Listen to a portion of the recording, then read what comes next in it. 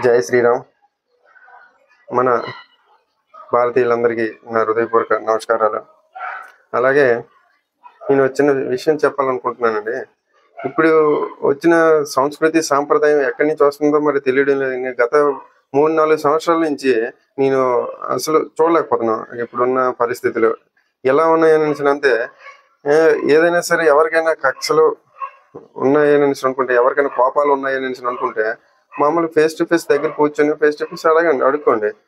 అంతేకాని ఏదైనా ఫంక్షన్ దగ్గర వచ్చారు, ఫంక్షన్ దగ్గరికి కనబడ్డారు కదా అని ఫంక్షన్ దగ్గర తిట్టడం, అది ఇంకేదైనా సరే పెళ్లిళ్ళ దగ్గరికి తిట్టడం, లేదంటే ఇంకా ఇటువంటి ఎవరైనా చనిపోయినప్పుడు కష్టం దగ్గరికి వెళ్తారు, చనిపోయిన దగ్గరికి వెళ్ళి ఎవరినైనా దూషించడం, మామూలుగా చూడు ఇటువంటి పనులు చేశాడు కనుక ఇలాగే చనిపోయారా, లేదన్నట్టయితే చూడు ఇలాగా సత్తారా అనేసి నేను కూడా మాట్లాడేది కరెక్ట్ కాదు. అలాగే కొన్ని హాస్పిటల్ దగ్గరికి వెళ్ళడం, నువ్వు ఏ పాపం చేయకపోతే నువ్వు ఇలాగ హాస్పిటల్కి వెళ్ళావు, నువ్వు ఈ పరిస్థితుల్లో ఉన్నావు అనేసి వాళ్ళు అన్నావు అని మనసు బాధపడేలా మాట్లాడిన మనుషులకి మనం ఏ విధంగా సర్ద చెప్పాలో ఏటని మరి అర్థం అవ్వట్లేదు. ఇవేమైనా సర్ద చెప్పే టైంకి వస్తే మనుషుల్ని కుట్టడానికి తయారవుతున్నాడు. ఇది ఎక్కడ సాంప్రదాయమో మరి అర్థం అవ్వట్లేదు.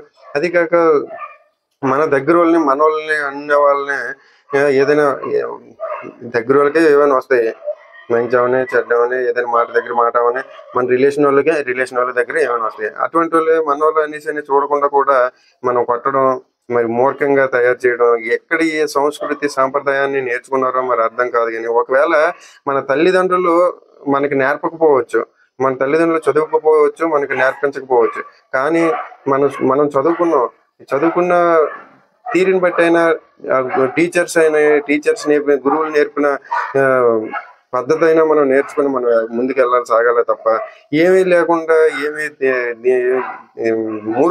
చదువుకున్న మూర్ఖుల్లాగా ప్రవర్తించడం ఇది ఎంతవరకు కరెక్ట్, మన సంస్కృతి సాంప్రదాయం కాదు.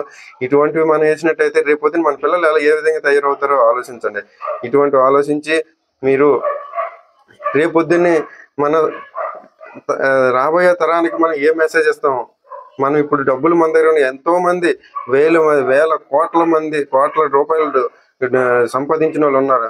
వాళ్ళ దగ్గర మనం ఒక దోమతో ఏవితో సమానం.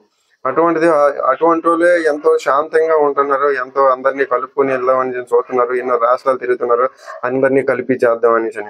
అటువంటిది మన దగ్గర వాళ్ళే మనం కాదనుకుని వెళ్తుంటే ఇది చాలా కరెక్ట్ కాదనిపిస్తుంది. కానీ మనం తెలుసుకోవాలి, మనం ఇంకా విలేజ్లోనే లేము. విలేజ్ స్థాయిలో కాకుండా కొద్దిగా బయటికి కూడా వెళ్ళి మంచి విషయాలు తెలుసుకొని మంచివి మనం డబ్బులు సంపాదించామని అంటే అది సంబరం కాదు. కానీ ఆ డబ్బులు ఎలా యూజ్ చేయాలో తెలుసుకోవాలి. ఆ డబ్బులు సంపాదించిన డబ్బులు మనం నిజాయితీగా సంపాదించామో, ఏ విధంగా సంపాదించామో అనేది ముఖ్యమైనది. అది నెక్స్ట్ ఏంటంటే మనం ఒక 5-10 మంది ఉన్నదని లేని వాళ్ళు మాత్రం కింద చూపు చూడడం చాలా తప్పు. అటువంటి వాళ్ళని మనకు తెలివితేటలు ఉన్నాయి కరెక్టే, కానీ తెలివితేటలు లేని వాళ్ళని నువ్వు ఎత్తి పొడిచి మాట్లాడడం చేయడం ఇది ఎంతవరకు కరెక్ట్ అనేది ఆలోచిస్తారని కోరుకుంటున్నాను. కానీ ఇది ఈ విధంగా ఇందులో ఏమైనా విషయాలు ఎవరిని ఉద్దేశించి మాట్లాడలేదు. ఇటువంటి పద్ధతుల్లో నడుచుకున్న వాళ్ళకి ఈ మెసేజ్ని ఆలకించి కొద్దిగా మారుతారని కోరుకుంటున్నాం. జై శ్రీరామ్. భారత్ మాతాకి జై. జై హింద్.